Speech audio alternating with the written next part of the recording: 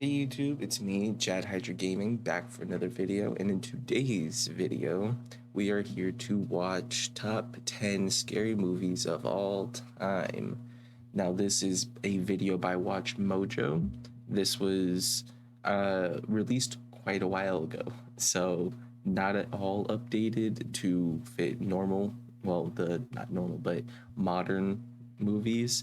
But in spirit of spooky season, I thought that we would go ahead and react to this video. So, without further ado, I'm excited. I'm excited. What do they have? Horror. Welcome to WatchMojo.com, and today we're counting down our picks for the top 10 horror movies of all time. All right. Oh, I will say, like I said in the intro, this video is quite old. By quite old, I mean 8 years old. In the grand scheme of things, when it comes to horror movies, a lot of movies have released within that 8-year gap. So I'm interested to see what they have here. This is part of a series of videos spanning the decades of horror cinema from the 1920s to the 2000s. Yeah, you're gonna love this one. It's a scream, baby. We all love Number Stu. 10, Friday the 13th. Not bad enough. Friday the 13th. We got a full moon, too. Solid franchise. I What kicked off love the this longest-running franchise. horror franchise of all time. This cheaply made sleeper hit was developed as a response to the success of Halloween and other holiday-themed horror Makes flicks. sense. Oh, my sweet, innocent Jason. Sean S. Cunningham created something We good? unstoppable, though. Okay. What started off as a revenge thriller about a killer stalking sex-crazed teens at Camp Crystal Lake turned into one of the most iconic masked faces in horror. True. And which also Absolutely. spawned sequels, spin-offs, a TV series, books, comics, video games, you name it. Yep. Jason has been to hell and back many times, and it funny. seems like nothing is going to stop him. It's about time that we get another Friday the 13th movie and a Nightmare on Elm Street movie. Number 9, Rosemary's Baby. This is a good Having one. already given us the shocking and disturbing Repulsion and the horror comedy The Fearless Vampire Been a Killers while since earlier I've seen in the 1960s. Rosemary's Baby. And you will be able to dance. No one expected Roman Polanski to top it all off with his greatest masterpiece in 1968. What have you done to it? What have you done to its eyes? One of the most atmospheric and poetically haunting horror films of all time. Rosemary's Absolutely. Baby plays on a mother's paranoia during her pregnancy. Somebody help me! The Oscar-winning film follows Mia Farrow with these probing questions. Can I trust my neighbors? Is my husband out to get me? Will I give birth to a demon child? Questions every mother has asked herself. It's like that. I'd have to go back and watch the movie to fully grasp the meaning behind it, but it kind of seems like it's bordering that line of possession movies, yet psychological thrillers at the same time. Right? What have you done to him, you maniac? Satan is his father, not Guy. Number 8, The Texas Chainsaw Massacre.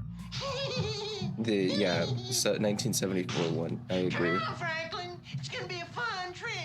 The early 70s were a time of cinematic experimentation. Absolutely. And horror I mean, directors were doing not their only best was to it, push I the mean, I limit. don't know much about, the 1970s as far as what was going on first person point of view, but from a horror standpoint, it seems like a lot of movies and stuff that we take an inspiration from came from movies made in the 70s and 80s.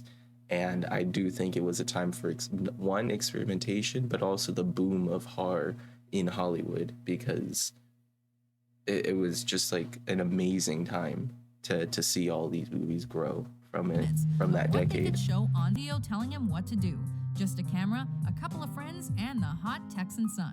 Yep. Sally, I hear something. Stop. Stop. What they created is one of the most unrelenting and visceral projects, whose story of a family of cannibals who attack an unsuspecting group of teens was inspired by the killings of a real-life murderer. A Nightmare on Elm Street. Director Wes Craven was inspired by the true story of a group of people who actually died while they were dreaming and created a man Oh wow, of your I did not nightmares. know Freddy was based off. Well, Nightmare on Elm Street in general was based off of true events. That's crazy to me.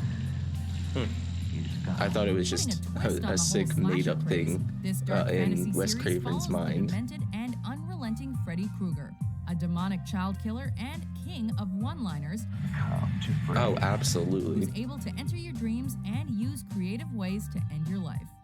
Which I will say that the CGI used and the graphics and everything, special effects that were used then, peak for its time, but now it would just be so cheesy and cliche and not good. I'll say that. Something as It doesn't innocent take as away a from nap like the can mean death historical for the context kids of it Elm either, Street, though. try as they might to stay awake. Daddy's coming for you. 12 See, years later, terrible, he would help but rejuvenate the for horror its genre time. with the slasher classic Scream. Yep. What's your favorite scary movie? I don't know. You have to have a favorite. What comes to mind? Halloween. Number 6, Night of We kind of jumped from that. That's crazy. Oh, that's right. That wasn't on the list. Whatever. But Scream, this whole Scream franchise, the original, amazing. But I also really love what they're doing with like the remakes now, the ones where they use the original cast, but also tie it into something new. But there's still like some kind of connection there. That way, it makes sense. And then having it be based around a whole cult as well. I think that's what the next one is setting up to be as well. Is surrounded by a cult. the Living Dead. They're coming for you. Look, there comes one of them now. I don't think I've seen The this little one. I've film seen that could. This indie masterpiece Dawn with of its the Living Dead. do-it-yourself horror aesthetic inspired the likes of Sam Raimi and countless other future backyard home movie filmmakers. Wave of murder which is sweeping the eastern third of the nation is being committed by creatures who feast upon the flesh of their victims. And it also gave birth to a little something we call the modern zombie. Ah, that's interesting. With its deep social commentary and an original storyline that we've now heard hundreds of times, this sci-fi horror True. film sees the reanimated dead begin to roam the earth, looking That's to eat actually the really flesh of cool. the living. I did not know this was one of like the original zombie movies. The main story revolves around a group of poor, unfortunate souls that gets trapped in a small farmhouse and is soon surrounded by the undead. Lock up tight. That a ghoul can be killed by a shot in the head or a heavy blow to the skull. Number 5, Dracula. Yep. One of the most iconic big screen portrayals Absolutely. of one of the most iconic villains of all time makes the top 5 of our horror movies of all time list. You want to talk I about bid somebody you who welcome. defined a decade? No, try somebody who's defined a millennium. Nosferatu was I don't know if Dracula's been around for 1,000 years, but you catch what I'm getting at, though. taking over the world, and Universal Studios decided to adapt the play that already had Bela Lugosi in the lead. Children of the night. What music they make. While the studio also released the equally iconic Frankenstein film that same year, there's no ignoring the fact that there have been hundreds of Draculas that have graced our screens in the last 100 years, and people today will still do a Bela Lugosi impression when pretending to be the king of vampires. I want to suck your blood. Is strong, Van Helsing. Although Christopher That's the Lee's one reimagining, Dracula line that starting comes to with mind. I don't know if that was from the 1958's horror original. of Dracula is a close second. Lugosi's eerie gaze and hypnotizing voice will never be forgotten. Indeed. Number 4, Halloween. I knew it. Michael had to be up on Masked here killers somewhere. were big in the 70s. Audiences demanded more blood and gore, and they needed faceless monsters they couldn't empathize with. So, while I majorly agree that we need another Five Nights at Freddy's, we just got a Five Nights at Freddy's movie. While I agree that we need a Friday the 13th movie and a Nightmare on Elm Street movie, we also need a Michael Myers, Freddy, and Jason movie where they're all in it together. Some way, somehow, make it work. Man. Enter John Carpenter's stroke of genius, Halloween. What later became the prototype for every slasher film since, True. and is today considered a dark masterpiece, started out as an idea for a cheapo film about a psychotic murderer stalking babysitters. But in the brilliant hands of Carpenter and Deborah Hill, where we follow Michael Myers returning to Haddonfield to finish up his murder spree, I understand that the whole story of Michael Myers and Halloween in general, the whole art around it is that it plays based off of fear. You know, Michael is a personification of people's fear. I get that. However, I could never imagine holding a grudge for as long as Michael Myers has. There is no way that I'd be able to hold a grudge that long and still have that much animosity towards that person. That is just crazy to me. You get one of the most profitable indie films ever made. The Shining. Wendy, I'm home. Master filmmaker Here's Stanley Johnny. Kubrick has successfully turned every genre into cinematic art. Comedy, drama, war film, sci-fi, historical epic. They had to resort to cannibalism in order to stay alive. Which is why people anxiously awaited to see what he would do with horror. I must be losing my mind. He took another master's source material and turned Stephen King's already classic novel into what was Amazing. hailed as a masterpiece in modern horror. Let me finish my sentence. I said, I'm not gonna hurt you. I'm just gonna bash your brains. Unforgettable performances, iconic imagery and dialogue, stunning Amazing locations, imagery. ominous camera work, Jack Nicholson's descent into insanity boils ever so slowly below the surface, that people can only stare in stunned terror and pray it never happens to them. Here's Johnny. Number 2, The Exorcist. Now, for the longest time, I've always said that The Exorcist is my favorite scary movie of all time. Scratch that. Favorite movie of all time, right? And the 1973 one, of course, right? But that is moved down to very close first, but still second. Still second, but very close. The one that's currently number 1 is Sinister. By far Sinister.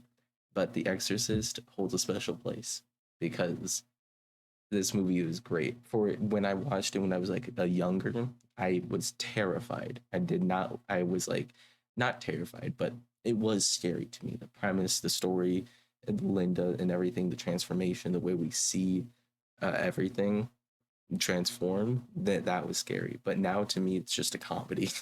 At this point, it's just a comedy. But I mean, it's still great. It's a great movie. What an excellent day for an exorcism. Your mother sucks cocks in hell, Paris, you faithless swine. They played my favorite line. I love that line. Take a brilliant director and cast, amazing source material, experts in sound, editing, lighting, and unforgettable special effects. And what do you get? The most iconic images in horror cinema. Ever. An exercise in terror that dares you to keep watching. And a film that had audience members throwing up and passing out. Meet little Reagan, who shouldn't be playing with Ouija boards. She's just a kid, who now has a demon inside her. Yep. Multiple demons, I'm pretty sure it was. I think it was 2. Lies stinking in the earth. Get ready to never sleep again. The power of Christ compels you. The power of Christ compels you.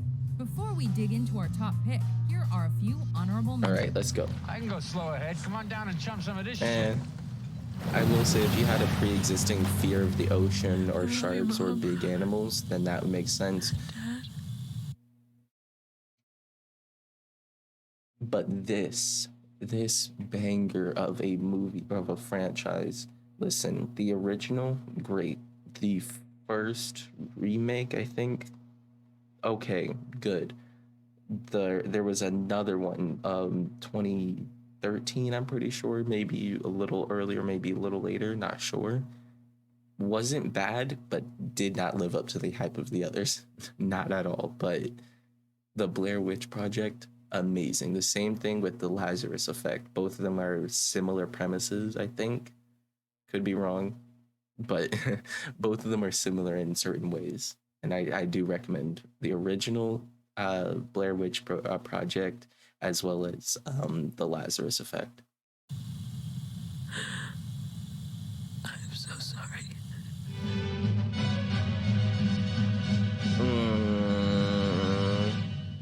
Ooh, okay.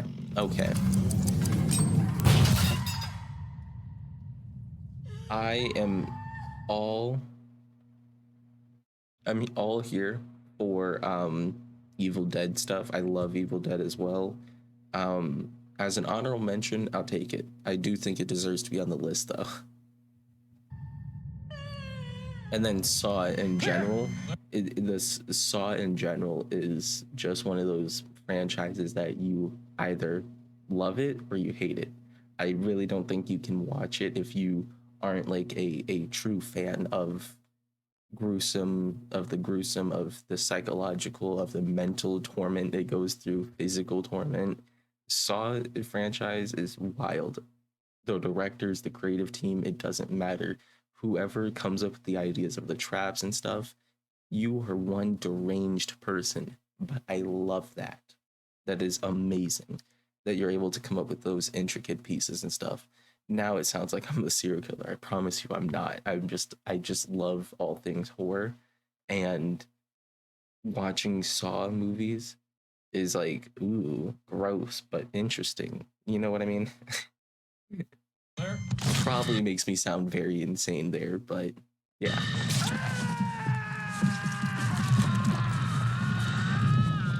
Number 1, Psycho. This is a prime example of an established director taking on disturbing macabre material and turning it into gold. Okay, I can see that. How does one follow up brilliant thrillers like Vertigo and North by Northwest give the audience the shock of their lives? A stunning vision of unrelenting terror, Hitchcock went full-on horror for this twisted tale of mommy issues, brutality, abusive insanity, and sexual violence. And yet, it was all done with such style and grace. We're all in our private traps. Checking into Norman Bates Motel would be the most fatal mistake of your life, but it's a must-watch horror film. I can agree with that. My favorite Alfred Hitchcock movie, though, is The Birds. It's just such a wonderful masterpiece of a movie, made for its time. It's great. I think this video was great. It gave a great insight onto some of the horror movies that I haven't seen in a while, and especially since spooky season is almost over, I should probably go do that, and I'll probably do that after this video. Anyway, I think I can agree with the list. I would change a couple things here and there, but as far as where things, I think this is a solid set, because when you think of these movies, these franchises, you see a lot of similarities to modern movies now, not just even horror movies, but certain cliches you'll see in other movies, action, adventure, psychological thrillers, and stuff like that. You'll see them there as well. And I think it's a great added piece of media that we have. As far as certain rankings, I do think that Saw should definitely be up there. Insidious, if not right now, but I can see it being on a future mantle, so to speak, movie mantle, where a lot of source material comes from. Certain cliches within that franchise get taken and used in other places as well. So yeah, I hope you guys enjoyed this video. If you did, please like, comment, subscribe, and I will catch you guys in the next video. Like the thunder, I was on my way to going under. Swimming in the pain, I was covered in a tire.